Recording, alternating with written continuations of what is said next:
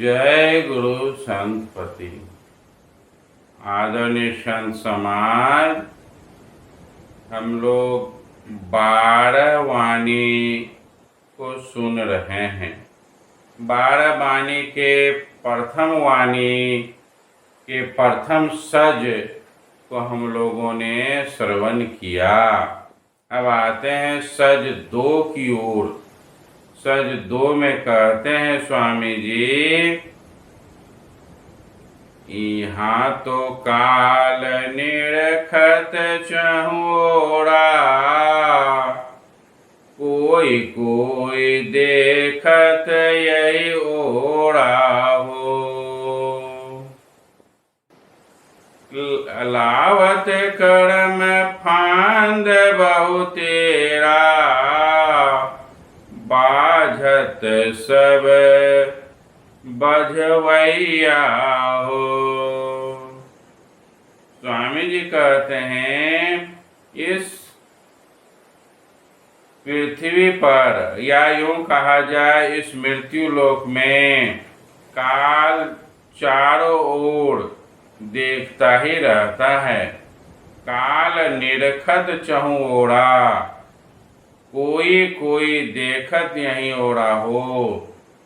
लेकिन कोई कोई ऐसा होता है जो संत लोग की ओर निरखते हैं, परखते हैं, संत के मार्ग की ओर जाना चाहते हैं। वह काल की गति को समझ पा रहे हैं कि यह हमें उलझाने में लगे हुए हैं। लावत कर्म फंद बहुतेरा, बाझत सब बजवैया हो। कहते हैं, काल का मुख्य काम है जीव को कर्म बंधन में उलझाए रखना, और इस प्रकार सभी जीवों को ये कर्म बंधन में फंसा कर रखते हैं। और स्वयं जीव जब अनजान हो जाता है, उसे कोई होश नहीं है, सांसारिक सुविधाएं उसको अच्छी लगने लगती है, मोह माया को ही यह अपना जीवन समझता है।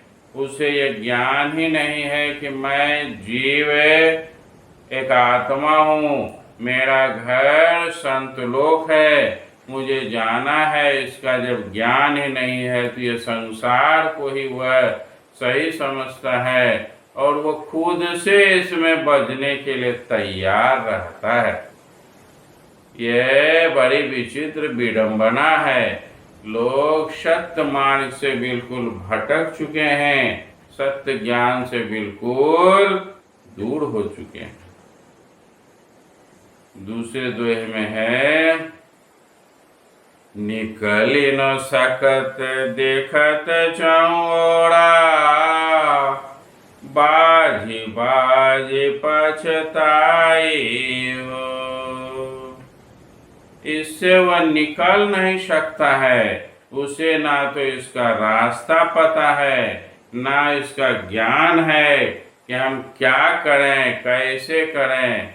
जब उसे काफी दुख होता है तो समझता है कि मर जाना ही विकल्प है, लेकिन मरना भी इसका कोई विकल्प नहीं है।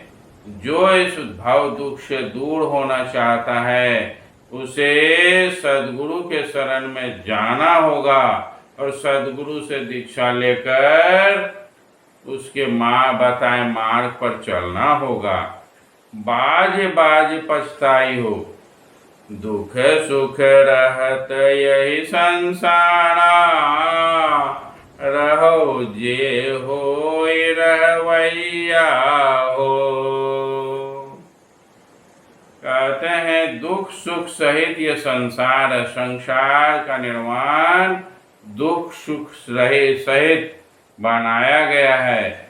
यहाँ पर दुख भी है, सुख भी है, और जो इस संसार में रहने के लिए जानते हैं, अर्थात जो समझ गए हैं कि यह काल का देश है, इससे हमको कैसे बचकर निकलना है, जो सद्गुरु के शरण में जाकर सही ज्ञान प्राप्त कर उस मार्ग के राही हो गए हैं, वही संसार के दुख सुख से प्रेरित नहीं होते हैं, संसार के दुख सुख में नहीं उलझते हैं और अपने काम को करते हुए चुपचाप निकलते चले जाते हैं।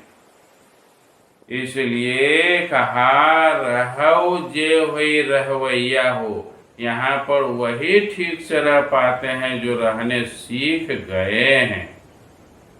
जिस तरह से मछली जल में रहने जान गई है कि किस तरह से हमको जल से ऑक्सीजन लेना है, वो अगर मनुष्य इस चीज को, जीव इस चीज को जान जाए कि इस दुख सुख पाप पुण्य काल के देश में हमें कैसे रहना है, कि रहकर भी काल के वश में हम नहीं आए, वही रहने जानता है। अन्यथा पल पल में लोग अपने बुद्धि विचार को बदल लेते हैं। फिर कहते हैं तीसरे दोहे में है, कहूँ संदेशा जगत हित खातिर, मानत नहीं मन सुनवैया हो। हमरे काहे काम कहू से, हम घर आपू जवैया हो।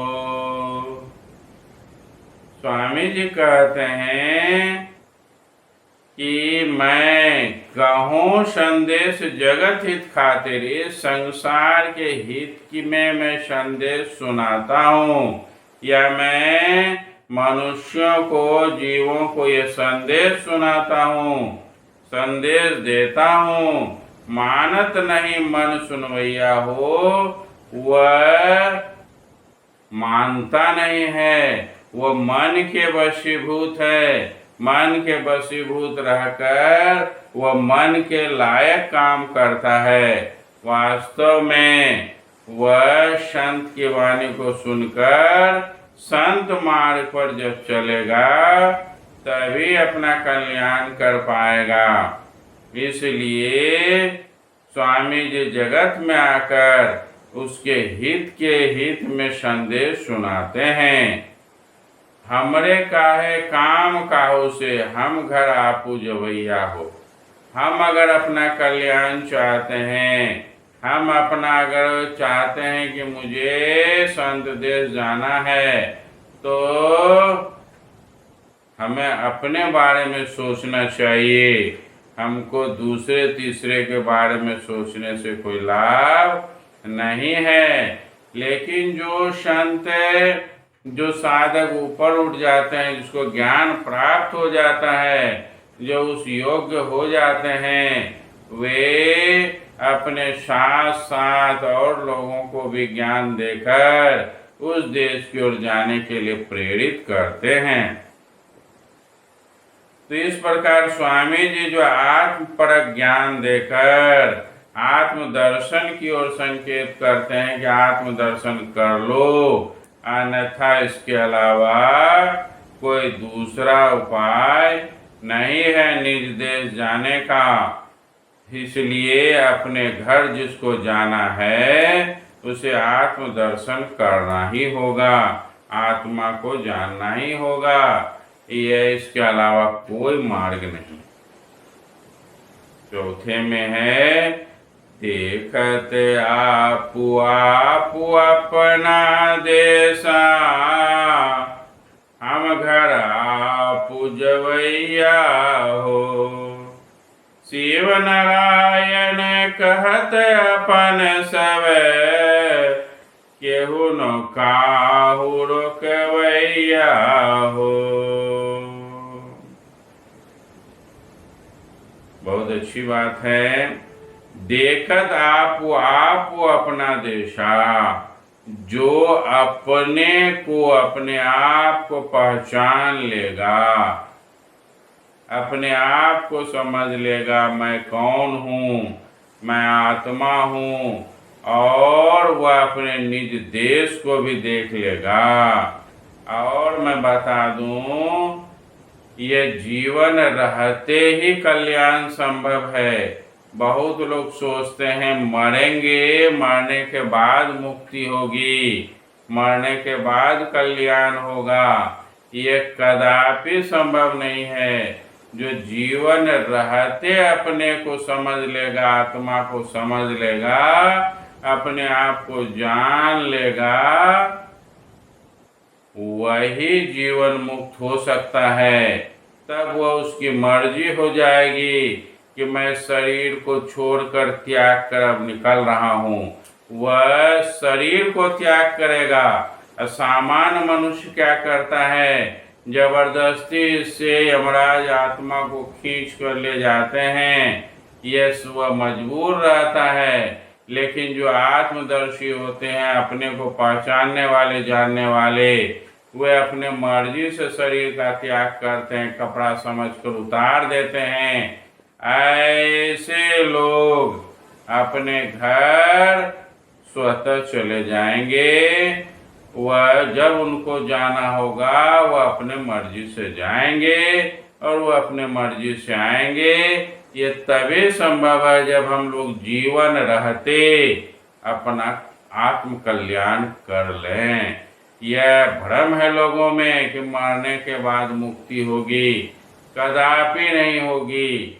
जीवन रहते ही जो कुछ करना है वह सब जीवन रहते ही करना होगा। जो जीवन मुक्त होना चाहता है वह इस शरीर में रहकर ही उस विद्या को सीखनी होगी।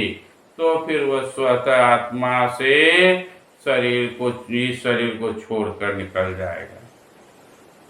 तो हम घर आप जवैया हो, हम अपने घर जा सकते हैं।